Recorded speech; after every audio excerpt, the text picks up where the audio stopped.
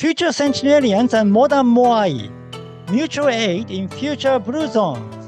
That's something I'm going to talk about today, so stick around.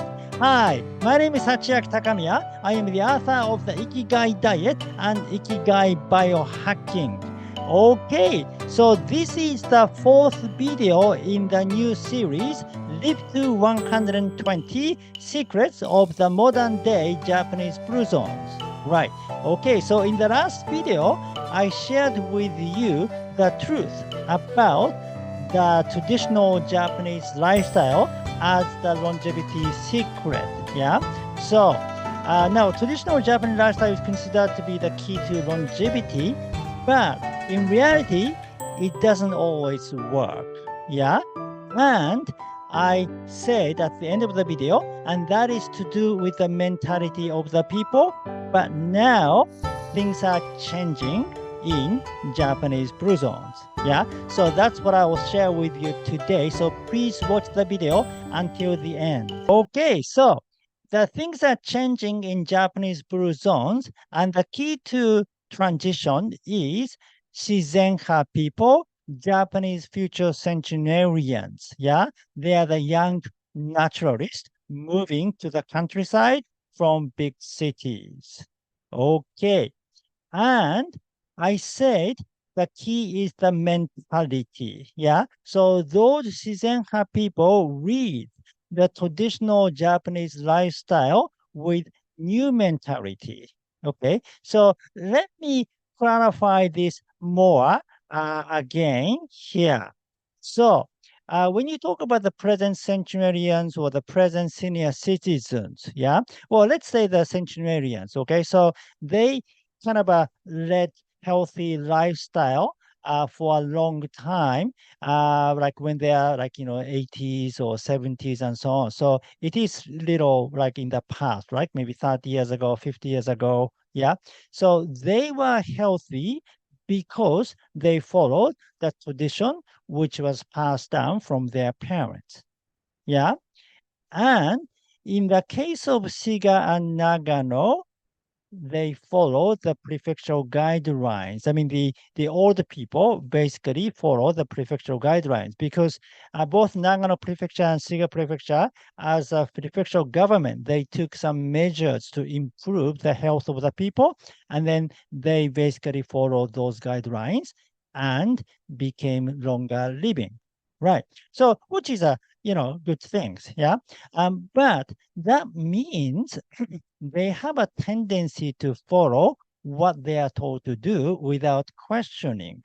And when the government has a good guidelines, yeah, it is okay. But when the social norm changes, they'll accept the change without questioning too. So if that changes goes, like worse, then what happens? Yeah. So that is why they accepted the change when we started using agricultural chemicals in our farming. And then they accepted the change when our diet has changed. We started using artificial additives and non-organic ingredients and so on, right?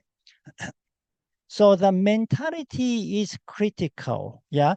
Even though the lifestyle itself was healthy about 50 years ago, they had the same mentality. So if we were to model those centenarians, yeah, we may not end up being a centenarian anymore because the present age is different. Yeah, the environment doesn't support our health naturally.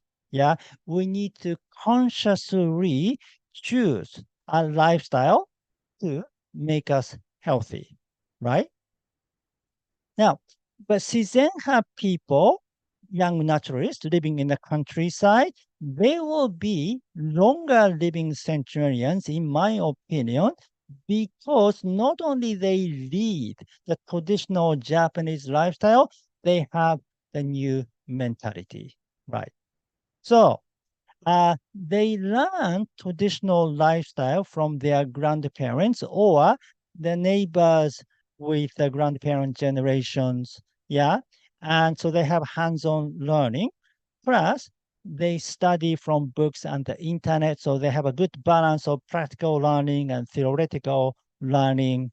And they experiment with what they have learned. So they don't just, take anything. Yeah. If the method works, then they apply.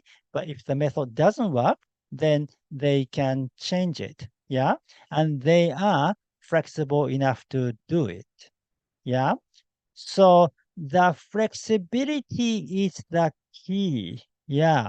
So even when you look at general elements for health, such as your diet, your exercises, and so on, if you're flexible, you can always apply the recent scientific discovery and so on to improve your lifestyle. Yeah. But today I'm not going to talk so much about diet and exercise and other elements, but I would like to talk about the community support aspect. Yeah, that is represented as in Moai in Okinawa and neighborhood associations in the regular Japanese countryside. Right. So I said that there are neighborhood associations everywhere in Japanese countryside, and it is a kind of mutual aid group. Yeah, and it has a lot of positive things because it provides a space for communication.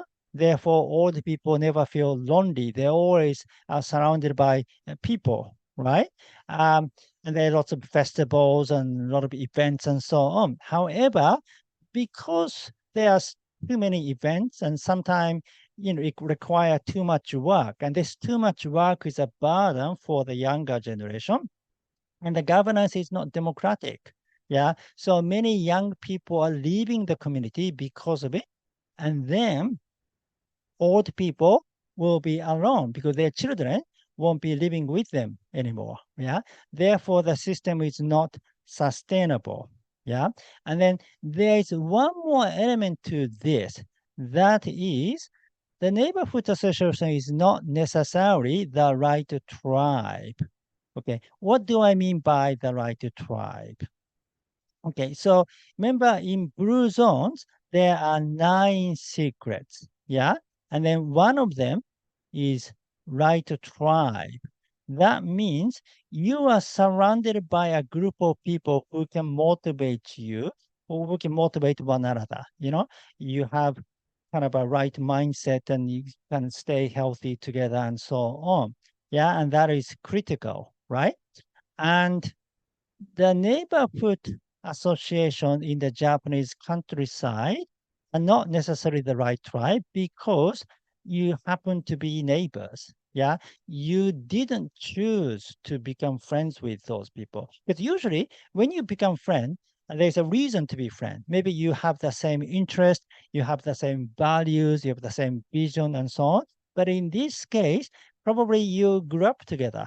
Yeah, or in the case you married to someone in the neighborhood, then those people are not even your childhood friends. Yeah, when you grew up together, you have a kind of strong bond because you've known each other, all your life, right? But still, it's not like you chose to be friends because of the same value and vision and so on.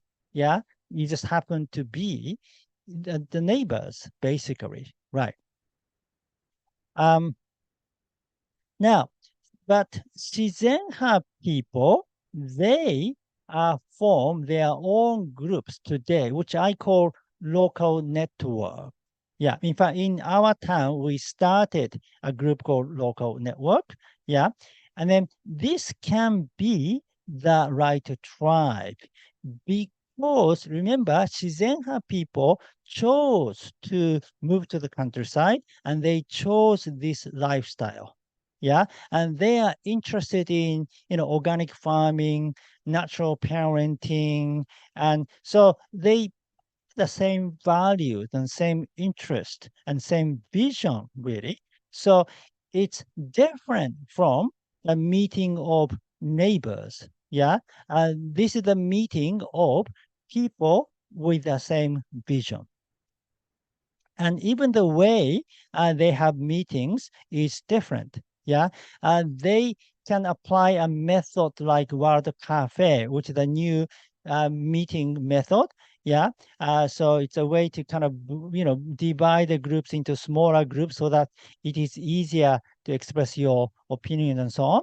Yeah, but in the traditional neighborhood association, there is nothing like that. So only a few people speak out and most people are just listening and so on.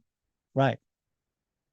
Um, Therefore, and when you have parties too, we do have a lot of parties in the local network, but the parties are very different because it's a you're having parties with your friends. But if you have parties in your neighborhood association, you have a different generations. And in Japan, there's a kind of hierarchy, right? And you have to kind of pour drinks to seniors and so on. So young people, you usually feel kind of tense, not relaxed. It's not like having parties with your friends, right? But here, everyone is equal. You have a equal relationship, so the parties are more relaxed, right?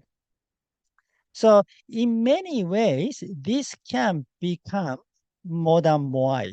I mean, I cannot really say modern Moai because I don't know much about Moai in Okinawa. I mean, probably Moai is working fine in Okinawa. I don't know. But if I just talk about neighborhood associations in general, yeah, so it can be modern neighborhood association. And interestingly, both Shiga and Nagano have a lot of Shizenha people living. Yeah, many people lead sustainable lifestyle. A lot of usually younger people lead sustainable lifestyle in those prefectures. So I'm very much looking forward to the future of Shiga and Nagano too. So even now, they are the longest living prefectures, but in the future, they will be even healthier, right? Yeah. So more details about the like longest lived prefectures in Japan with Shizenha, please watch my other video, the top 10 longest lived prefectures in Japan. So many of those places do have Shizenha population. Okay, that's it for today. Thank you for watching. Now, in the next video, I will share with you how to start a local network type of group in your community because that's what you'll be doing eventually if you want to live longer in your region. Yeah. And then if you want to start your group, then you might as well want to start it in a modern way. Right. Okay, so again, my name is Sachiaki Takamiya. I am the author of the Ikigai Diet and Ikigai Biohacking. If you like this video, please give me your thumb up and subscribe to my channel. And please leave your comment. Yeah. So do you have a group like local network in your region? Thank you. All right. I'll see you in the next video. Live with your Ikigai!